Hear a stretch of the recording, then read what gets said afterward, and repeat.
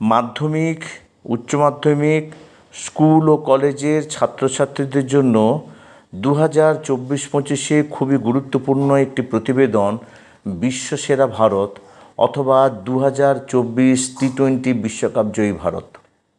দেখো আমি কিভাবে লিখেছি। নিজস্ব প্রতিবেদন 23 জুন 2024।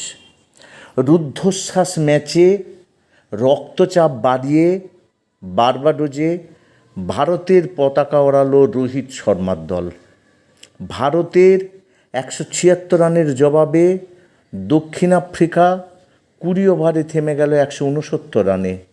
7 রানে জিতে 2007 সালের পর 2024 সালে আবারও টি-20 বিশ্বকাপ ঘরে তুলল ভারত। সেবার মহেন্দ্র সিং ধোনির হাত ধরে ট্রফি এসেছিল, এবার ট্রফি উঠল রোহিত শর্মার হাতে। কোটি কোটি ভারতীয় ক্রিকেট ভক্তের স্বপ্নকে বাস্তবে বদলে দিল রোহিত বাহিনী। বার্বাডোজের মাঠে লেখা হয়ে গেল এক অমর মহাকাব্য। স্বপ্নের এই জয়ের নেপথ্যে কারো একার নাম করা যাবে না। রোহিত শর্মা, বিরাট কোহলি, অক্ষর প্যাটেল, জসপ্রীত বুমরা, হার্দিক পান্ডিয়া এবং অবশ্যই সূর্যকুমার যাদব।